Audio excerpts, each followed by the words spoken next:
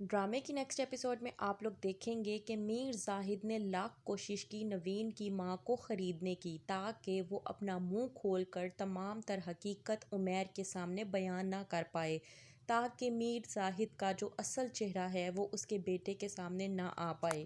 کہتی ہے نوین کی ماں میر زاہد کے سامنے کہ وہ اس کی بات ماننے کو تیار ہے، لیکن دل میں اس کے گلٹ ہے اور وہ نہیں چاہتی کہ وہ وہی سب کچھ کرے جو اس کی بیٹی نے کیا تھا اور بعد میں اسے اس بات کو لے کر پچھتانا پڑے کہ اس کی بیٹی کی روح کو سکون تک نہ مل سکا۔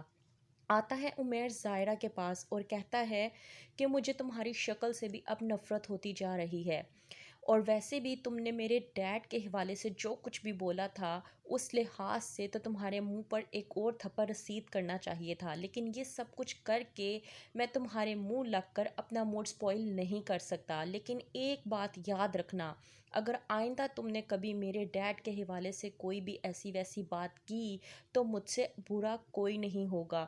زائرہ، میں نے جیسا سوچا تھا تم ویسی بالکل بھی نہیں نکلی۔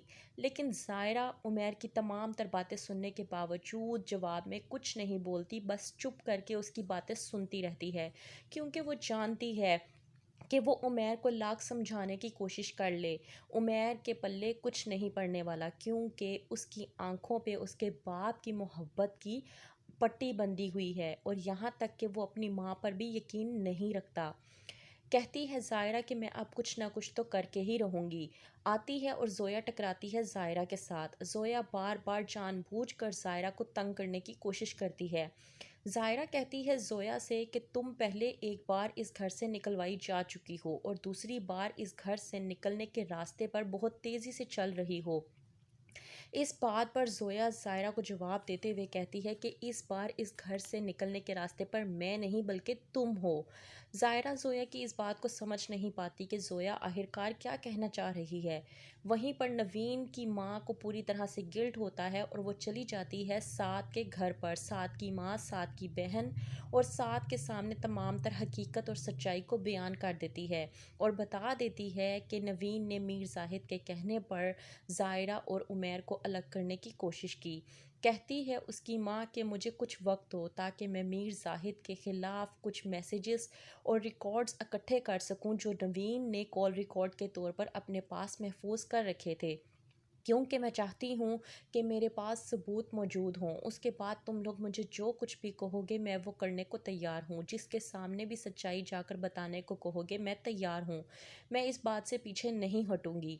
یہ بات جاننے کے بعد سعد کی ماں سے رہا نہیں جاتا اور وہ چلی جاتی ہے زائرہ سے ملنے کے لیے۔ زائرہ کو جا کر بتاتی ہے کہ نوین کی ماں نے سب کچھ آ کر بتا دیا ہے کہ کس طرح سے تمہارے سسر نے یہ سب کچھ کرنے کی کوشش کی۔ زائرہ یہ تمام تر حقیقت جاننے کے بعد بہت ہی افسردہ ہو جاتی ہے اور کہتی ہے کہ میں یقین نہیں کر پا رہی کہ وہ اس حد تک گر سکتے ہیں، اور دوسری بات یہ کہ میں اس بات پر بھی یقین نہیں کر پا رہی کہ اس گھر میں رہ کر اب فیوچر میں میرے ساتھ کچھ اچھا ہو سکتا ہے۔ کہتی ہے زائرہ کیا واقعی ہی میں نوین کی ماں عمیر کے سامنے تمام تر حقیقت بتائیں گی؟ سعد کی ماں زائرہ کو تسلی دیتے ہوئے کہتی ہیں کہ ہاں ایسا ہی ہوگا، کیونکہ اس کی ماں پوری طرح سے گلٹ میں ہے اور وہ چاہتی ہے کہ تمام تر حقیقت سب کو معلوم ہو جائے تاکہ وہ اس گلٹ سے باہر نکل سکے۔